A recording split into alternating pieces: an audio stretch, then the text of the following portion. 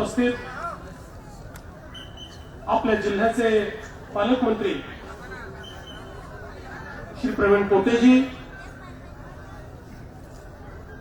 सामान्य माणूस, शेतकरी, शेतमजूर, अंध, अपंग, कर्णबधीर या वंचितांच्या समस्या सातत्याने सभागृहामध्ये आणि सभागृहाच्या बाहेर अत्यंत प्रकर्षाने मांडणारे या विभागाचे लोकप्रिय आमदार, आमचे मित्र श्री बच्चू कडूजी, मंचावर उपस्थित आदरणीय मातोश्री इंदिराजी कडू, सौ नयनाताई कडू, विभागीय आयुक्त श्री राजूरकरजी, जिल्हाधिकारी श्री गीतेजी, या ठिकाणी उपस्थित सर्व अपंग बांधव, सर्व नागरिक भगिनी आणि बंधूंनो, आज खरोखर मला अत्यंत आनंद आहे की बच्चू भाऊंनी मला एका अशा कार्यक्रमाला बोलवलं की ज्या कार्यक्रमामध्ये लोकशाहीमध्ये सामाजिक बांधिलकी ही सगळ्यात महत्वाची असते. लोकशाही कोणाकरता तर ती वंचितांकरता, आदिवासी, शेतकरी, शेतमजूर यांचं, अंधांचं, अपंगांचं, कर्णबधिरांचं आणि या कल्याणकारी राज्यामध्ये तशाच प्रकारचा कार्यक्रम आज बच्चू भाऊंनी हातामध्ये घेतला आणि एक दोन नाही तर तब्बल 2000 अपंग बंधूंना, भगिनींना या ठिकाणी वेगवेगळ्या प्रकारची मदत या कार्यक्रमाच्या माध्यमातून आपण करतोय. मी अतिशय मनपूर्वक बच्चू भाऊंचं अभिनंदन करेन, त्यांचे आभार मानेन. गेली 15 वर्ष, 16 वर्ष आम्ही विधानसभेमध्ये एकत्रित काम करतोय आणि सातत्याने सामान्यांचा आवाज हा त्या ठिकाणी मांडला गेला पाहिजे, ही बच्चू भाऊंची नेहमीच संकल्पना राहिली आहे. आणि त्यांनी आणि आम्ही गेली 15 वर्ष अतिशय एकत्रितपणे सामान्यांना न्याय मिळवून देण्याचं काम केलं. त्यांची काम करण्याची पद्धत वेगळी आहे. ते बाहेर वेगवेगळ्या प्रकारच्या नवनवीन आंदोलनं करतात आणि सामान्य माणसाला सोबत घेऊन त्यांच्या आंदोलनाचं वैविध्य इतकं वेगळ्या प्रकारचं असतं, अद्भुत असतं की त्यामुळे शासन आणि प्रशासनाला त्याची दखल घ्यावीच लागते. अपंगांकरता आंदोलन नाही तर भिंती रंगवण्याचं काम. खऱ्या अर्थानं ज्या ठिकाणी इतकी सकारात्मकता असते, मला असं वाटतं की त्या ठिकाणी निश्चितपणे समाजाचा विचार हा चिरस्थायी असतो. आणि म्हणून हे आंदोलन त्यांनी केलं आणि 3-4 दिवस हात असा फ्रॅक्चर झाल्यासारखा बांधून ते सभागृहामध्ये येत होते. शेवटी सभागृहातल्या एका सदस्याने विचारलं, म्हणाले नेमकं बच्चू भाऊंच्या हाताला झालं काय, ऍक्सिडेंट झालाय का? मी म्हटलं त्यांचा ऍक्सिडेंट झालेला नाही, त्यांचं हे जे फ्रॅक्चर सारखा बांधलेला हात आहे हा 1 मिनिटात खाली आणण्याचा मंत्र माझ्याजवळ आहे. मी दुपारी एक निवेदन करेन आणि ते निवेदन झाल्याबरोबर यांचा हात खाली येईल.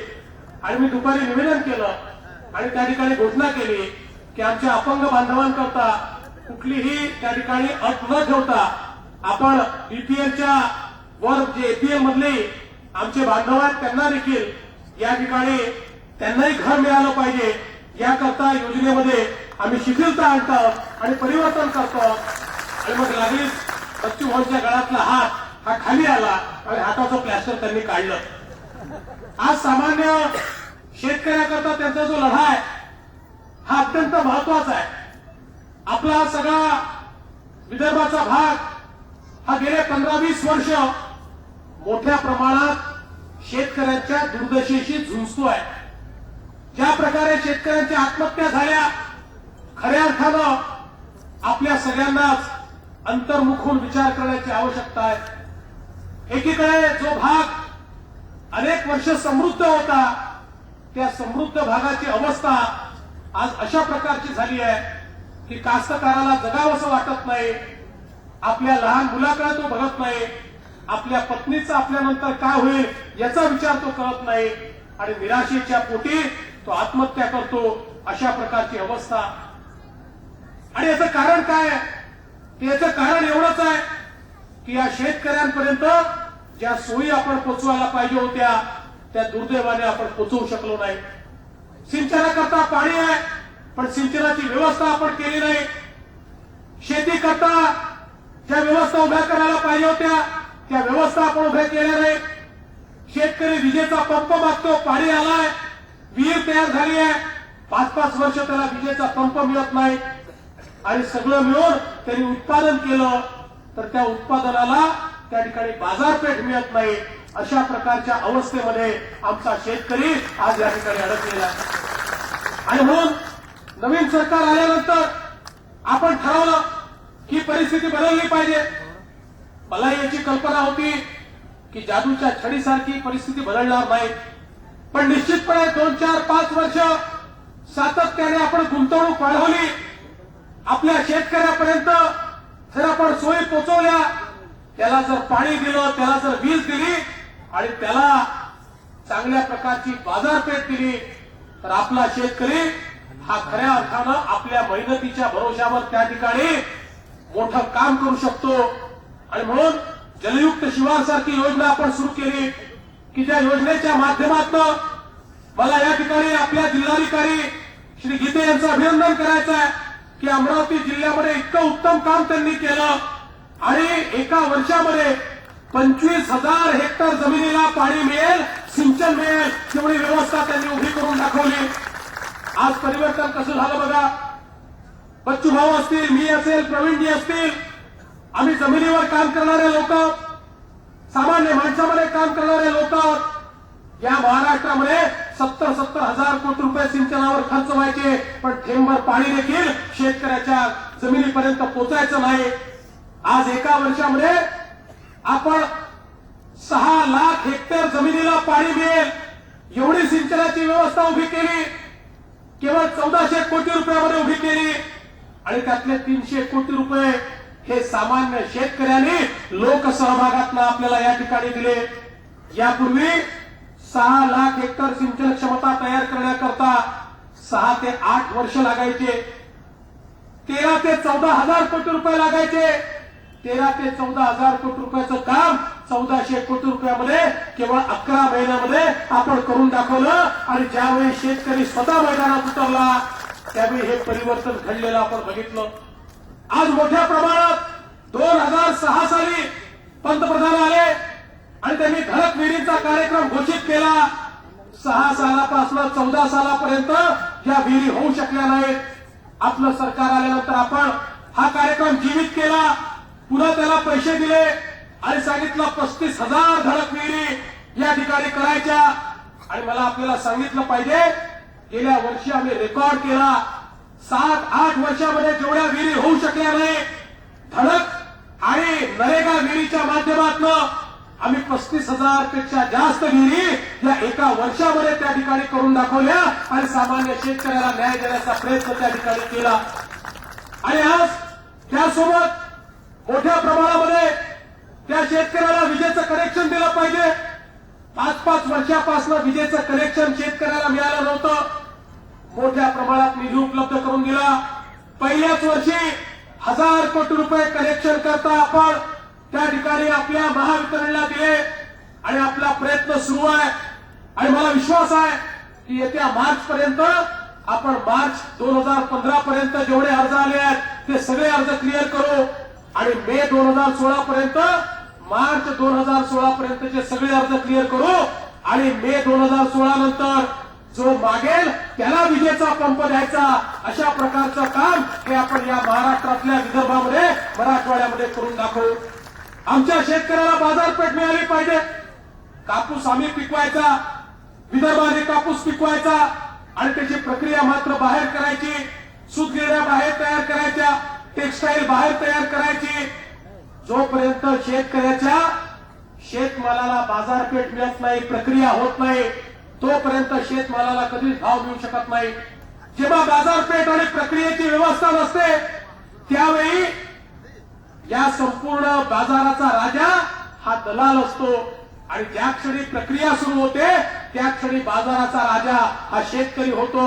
मग बाजार शेतकऱ्याकडे येतो आणि सांगतो, अरे तुझा माल मला हवाय, मी तुला किंमत द्यायला तयार आहे. पण जिथे प्रक्रिया होत नाही तिथे दलाल शेतकऱ्याला म्हणतो, आहे त्या किमतीत माल दे, एवढे पैसे घे आणि तू निघून जा, आणि त्यानंतर जेव्हा भाव वाढतील त्यावेळेस मी सगळा माल विकीन आणि मग कुठेतरी बाहेर तो माल घेऊन जातो आणि माल विकतो. आणि म्हणून या ठिकाणी प्रक्रिया झाली पाहिजे. या संदर्भातलं काम आपण हातामध्ये घेतलं आणि ज्या भागामध्ये कापूस तयार होतो त्याच भागामध्ये कापसावरची प्रक्रिया झाली पाहिजे, टेक्सटाईल तयार झाली पाहिजे. आपण अमरावतीला राज्यातला पहिला इंटिग्रेटेड टेक्सटाईल पार्क सुरू केला आणि या पार्क मध्ये आज मला सांगताना आनंद वाटतो, 8 इंडस्ट्रीज त्या ठिकाणी आलेल्या आहेत. काल परवा रेमंड सारख्या इंडस्ट्रीने आपल्याशी करार केलाय. 13 तारखेला पंतप्रधानांसमोर ते अंतिम करार आपल्याशी करतायत आणि त्या माध्यमातून त्या ठिकाणी 1500 कोटी रुपयाची गुंतवणूक करून जवळजवळ 15,000 लोकांना रोजगार मिळणार आहे आणि आपल्या सगळ्या कापसावर प्रक्रिया या ठिकाणी ते स्वतः करणार आहेत आणि त्या माध्यमातून कापसापासून कापडापर्यंत अशा प्रकारची प्रक्रिया जर आपण केली. आताच मला एका कार्यक्रमामध्ये चिखलदऱ्याला मी होतो, त्या ठिकाणी मला एक जण येऊन भेटला आणि तो म्हणाला, साहेब आमच्या 4 इंडस्ट्री आम्हाला टाकायच्या आहेत आणि नांदगाव पेठमध्ये जागा मिळत नाहीये, आम्हाला तातडीनं नांदगाव पेठमध्ये तुम्ही 4 आमच्या स्पिनिंग मिल करता त्या ठिकाणी जागा द्या, टेक्सटाईल मिल करता जागा द्या. म्हणजे अवस्था काय होती, 15 वर्षापूर्वी नांदगावची आपण त्या ठिकाणी इंडस्ट्रियल इस्टेट तयार केली, 15 वर्षापूर्वी एमआयडीसी. 15 वर्षामध्ये एकही उद्योग नांदगाव पेठमध्ये आपण आणू शकलो नाही. पण एका वर्षामध्ये जमिनीवरचे कार्यकर्ते कामाला लागले तर काय होतं, आता नांदगाव पेठमध्ये लाईन लावून लोक तयार आहे, आम्हाला जमीन द्या, आम्ही त्या ठिकाणी इंडस्ट्री टाकतो. आम्हाला त्यांना सांगावं लागतं, जो जास्तीत जास्त लोकांना त्या ठिकाणी एम्प्लॉयमेंट देईल, जास्तीत जास्त लोकांना रोजगार देईल त्यालाच आम्ही जमीन देऊ, जो कमी रोजगार देईल त्याला आम्ही जमीन देणार नाही. आज आपण या मोर्शीच्या भागामध्ये संत्र्यावर प्रक्रियेचं केंद्र सुरू करायचं ठरवलं. शेवटी आपण संत्र्यावर जोपर्यंत प्रक्रिया करणार नाही तोपर्यंत संत्र्याच्या पिकाला आपण भाव देऊ शकणार नाही. आपल्याला माहितीये आपला संत्रा हा चेन्नईपर्यंत जातो, आंध्र प्रदेशमध्ये जातो. आता एका वर्षी चेन्नईमध्ये पाऊस पडल्याबरोबर चेन्नईने संत्रा घेतला नाही तर आमच्या शेतकऱ्याला संत्रा जमिनीवर फेकून द्यावा लागला, कारण ट्रान्सपोर्टेशनचा भाव देखील त्याच्याकडे उरला नाही. पण त्याच संत्र्यावर जर प्रक्रिया झाली आणि इथेच जर त्याचं ज्युसिंग झालं, त्याचं ब्रँडिंग झालं तर निश्चितपणे या ठिकाणी त्या संत्र्यावर त्याला भाव मिळेल आणि त्या माध्यमातून शेतकऱ्याला 2 पैसे मिळतील. आणि केवळ नुसती प्रक्रिया करून चालत नाही, जोपर्यंत ब्रँड तयार होत नाही, कारण आपण ज्यूस तयार केला, विकत कोण घेणार, त्याच्याकरता जाहिरात करावी लागते, मार्केटिंग करावं लागतं. आणि म्हणून मग आम्ही निर्णय केला की चांगला ब्रँड आणला पाहिजे. चांगला ब्रँड आणला पाहिजे तर मग कुठला, मग आम्ही कोका कोला कंपनीशी बोललो आणि कोका कोला कंपनीला सांगितलं की या ठिकाणी मोर्शीमध्ये तुम्ही आमचा ज्युसिंग प्लांट त्या ठिकाणी सुरू करा आणि आमच्या महाराष्ट्र सरकारचा नोगा हा आमचा ब्रँड आहे, त्यामुळे कोका कोला आणि नोगा असा एकत्रित आणून त्या ठिकाणी आपण प्लांट तयार करू, सगळा संत्रा त्या ठिकाणी विकत घेऊ आणि त्याचं ब्रँडिंग करू, त्याचं ज्युसिंग करू आणि जगामध्ये आपण आपल्या मोर्शीचं, आपल्या अमरावती जिल्ह्यातलं प्रॉडक्ट हे लोकांपर्यंत आणू. आणि मला सांगताना आनंद वाटतो, परवा जागेचं सिलेक्शन झालं आणि 13 तारखेला पंतप्रधानांसमोर अंतिम करार आम्ही करतो की ज्या माध्यमातून त्या ठिकाणी याच वर्षी गुंतवणूक येऊन हे ज्युसिंगचं काम या ठिकाणी सुरू होणार आहे. बच्चू भाऊ, तुम्ही मागणी केली आहे की तुमच्या भागामध्ये सुरू झालं पाहिजे, पहिलं केंद्र आपण सुरू करू. निश्चितपणे त्याचं उपकेंद्र आपल्याकडे सुरू करता येईल का या संदर्भातला प्रकल्प अहवाल आपण तातडीनं तयार करू. पण मला या ठिकाणी अजून एक गोष्ट सांगितली पाहिजे. माननीय रामदेव बाबा आपल्याला माहिती आहे, रामदेव बाबा यांनी देशी प्रॉडक्ट मध्ये क्रांती आणली. आणि सगळ्या विदेशी कंपन्यांची हवा त्यांनी गोल करून टाकली. पण रामदेव बाबांचे सगळे जे प्रॉडक्ट आहेत, जे सगळे उत्पादन आहेत, हे शेतीच्या मालावर प्रक्रिया करून बनणारे उत्पादन आहेत. त्यांचा एक फूड पार्क हा हरिद्वारमध्ये 5,000 कोटी रुपयाची उलाढाल करतो आणि इतक्या मोठ्या प्रमाणात शेतकऱ्यांना त्या ठिकाणी त्यांच्या मालाच्या विक्री करता त्या ठिकाणी स्कोप मिळतो. आपल्याकडे शेतीवर प्रक्रिया करणारे उद्योग उभे राहिले नाहीत, फूड पार्क उभे राहिले नाहीत. मान्य रामदेव बाबांना मी विनंती केली की आमच्या विदर्भामध्ये येऊन तुम्ही फूड पार्क सुरू करा. रामदेव बाबांनी त्याला देखील मान्यता दिली आणि ते सगळ्यात मोठा फूड पार्क हा तयार करतायत बुटीबोरीच्या एमआयडीसी मध्ये, नागपूरमध्ये, विदर्भाकरता. आणि आपल्याला आश्चर्य वाटेल, काल माझं त्यांच्याशी बोलणं झालं. ते म्हणाले, मुख्यमंत्री महोदय, मैंने ये तय किया कि मेरा हरिद्वार का जो फूड पार्क है वो एशिया का सबसे बड़ा फूड पार्क है, पर मैं जो विदर्भ में तैयार करना चाहता हूं वो दुनिया का सबसे बड़ा फूड पार्क मैं तैयार करना चाहता हूं. मैं दिखाना चाहता हूं कि किसानों के जीवन में परिवर्तन कैसे हो सकता है. मैं केवल फूड पार्क नहीं तैयार करूंगा, उसके साथ में मैं किसानों का प्रशिक्षण केंद्र भी शुरू करूंगा और किसानों ने क्या उगाना चाहिए, जो वो उगाएंगे वो सारी चीजें खरीदने की जिम्मेदारी मेरी होगी. और सरकार का भाव और मेरा भाव आप तुलना करके देखिए, सरकार के भाव से ज्यादा भाव में मैं खरीदूंगा, असं कालच रामदेव बाबांनी मला त्या ठिकाणी सांगितलं. आणि त्यामुळे या फूड पार्कच्या माध्यमातून मी त्यांना विनंती केली की नागपूरला तर करताच आहे, पण एक अमरावती जिल्ह्यात देखील करा. कारण मी म्हटलं आमच्या विदर्भाचे 2 केंद्र आहेत, तसा विदर्भ खूप मोठा आहे, पण नागपूर सोबत अमरावती, नागपूर म्हणजे नागपूर विभाग, अमरावती म्हणजे अमरावती विभाग. आणि त्यांनी काल मला दुसरं पत्र पाठवलं आणि त्यांनी अमरावतीमध्ये देखील जागा मागितलेली आहे आणि याही ठिकाणी काम करायचं त्यांनी ठरवलेलं आहे. मला असं वाटतं की अशा प्रकारचे उद्योग जर आले तर आमच्या शेतमालावर प्रक्रिया ही या ठिकाणी व्हायला लागेल आणि त्यातनं आमच्या शेतकऱ्याच्या जीवनामध्ये निश्चितपणे आपण परिवर्तन करू शकू. बंधू भगिनींनो, मी आपल्याला एवढंच सांगतो, आता राज्य सरकारने नवीन योजना आणली आहे. मागेल त्याला शेततळ, जो मागेल त्याला आम्ही शेततळ देणार आहोत. प्रत्येक शेतकऱ्यांनी मागितलं तर प्रत्येक शेतकऱ्याला देणार आहोत. आपल्या बाजूला मध्य प्रदेशचं राज्य आहे. शिवराज सिंग चौहान साहेबांनी 3 लाख शेततळी तयार केली. त्या ठिकाणी कृषी विकासाचा जो दर आहे तो 24% गेला आहे. आणि आज कृषीच्या क्षेत्रात देशातलं पहिल्या क्रमांकाचं राज्य कुठलं, ते पंजाब नाही, ते गुजरात नाही, ते मध्य प्रदेश राज्य झालं आहे. आपण देखील आता तोच पॅटर्न या ठिकाणी स्वीकारला आहे आणि शेततळ्यांचं जाळं त्यांनी 3 लाख शेततळी केली. बच्चू भाऊ, आपण 5 लाख शेततळ्यांकरता या ठिकाणी तरतूद केलेली आहे. आणि मी तुम्हाला विनंती करतो आणि सगळ्या लोकप्रतिनिधींना विनंती करतो, कारण एका शेततळ्यातनं शेतकऱ्याला 3 पिकं घेण्याची संधी मिळते, त्याला शाश्वत सिंचन मिळतं आणि शेततळं त्याच्यावर कृषी पंप आणि त्याचं एक संपूर्ण ड्रीप अशा प्रकारची जर व्यवस्था उभी केली तर हाय व्हॅल्यूची पिकं ही देखील तयार करता येतात आणि त्या दृष्टीने आपण पुढाकार घ्यावा ही देखील विनंती मी आपल्याला करतो. मला या ठिकाणी सांगताना आनंद वाटतो की आज मोठ्या प्रमाणात अपंगांच्या क्षेत्रामध्ये राज्य सरकारने काम सुरू केलं आहे आणि मी आपल्याला बच्चू भाऊ या ठिकाणी आश्वस्त करतो की लवकरच नवीन अपंग धोरण हे देखील आपण आणतो आणि ते देखील आपण कॅबिनेटमध्ये मंजूर करून त्या माध्यमातून या वंचितांपर्यंत पोहोचण्याचा प्रयत्न हा निश्चितपणे आपण करणार आहोत. या निमित्ताने काही मागण्या आपण केल्या आहेत. विशेषतः कृषी महाविद्यालयाच्या निर्मितीच्या संदर्भातली मागणी आपण केली आहे. आपल्याकडे कायद्याने एका जिल्ह्यात 2 देता येत नाही, हे जरी खरं असलं तरी देखील निश्चितपणे आपण तपासून बघू आणि काही ना काही वेगळा मार्ग काढून या ठिकाणी जी जमीन आहे त्याचा उपयोग करून जर कृषी महाविद्यालय आपल्याला देता आलं नाही तर कृषी कौशल्य विद्यालय आपल्याला देता येईल का, की ज्या माध्यमातून आमच्या तरुणांच्या हाताला कृषी क्षेत्रातलं कौशल्य हे आपल्याला शिकवता येईल आणि त्यातनं त्यांना रोजगार देता येईल. या संदर्भात निश्चितपणे आपण ते तपासून बघू. त्यासोबत पूर्णा प्रकल्पावरनं बेलोरा गडोजा हा नवीन प्रकल्प निर्माण करून 2000 हेक्टर जमीन सिंचनाखाली आणण्याच्या संदर्भातली एक मागणी आहे. मी आज इथे येण्यापूर्वीच या प्रकल्पाच्या सर्वेक्षणाबद्दलचे आदेश देऊन आलेलो आहे आणि हे सर्वेक्षण करून निश्चितपणे हा प्रकल्प आपल्याला कसा पूर्ण करता येईल या संदर्भातला प्रयत्न देखील आपण निश्चितपणे करणार आहोत. त्यासोबत या ठिकाणी चंद्रभागा, पूर्णा, वासनी, बोर्डी, करंजगाव, भागडी या प्रकल्पाच्या गैर प्रशासकीय मान्यतेच्या संदर्भातला मुद्दा एक आपण सातत्याने या ठिकाणी व्यक्त करतात आणि तो प्रकल्प जर झाला तर मोठ्या प्रमाणात आपल्या भागामध्ये समृद्धी येईल. पण गेल्या अनेक वर्षापासून त्याला फेर प्रशासकीय मान्यता मिळत नाही आहे.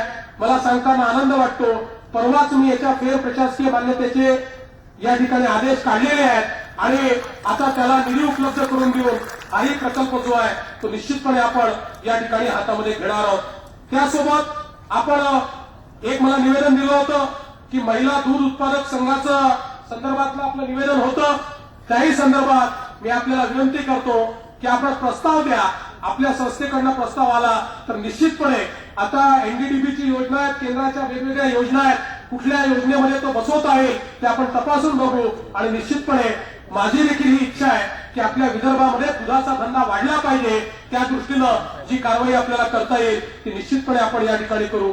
यासोबत आपण ही अपेक्षा व्यक्त केली आहे की इतकं सुंदर काम आपण या ठिकाणी उभं केलं आहे आणि हे करत असताना अनेक लोकांनी आपल्याला मदत केलेली आहे, अनेक लोकांनी याच्या उभारणीमध्ये मदत केली आहे. आज हे पूर्णा माय या 35 एकराच्या जागेमध्ये या ठिकाणी आपण उभं केलं.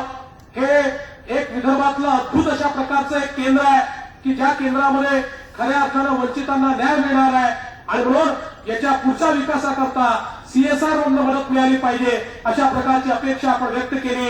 मी आपल्याला आश्वस्त करतो की मी स्वतः सीएसआर कंपन्यांशी बोलून याकरता सीएसआर आपल्याला उपलब्ध करून देईल आणि हे काम जे पुढे आपल्याला न्यायचं आहे त्या संदर्भातली कारवाई निश्चितपणे आपण करू.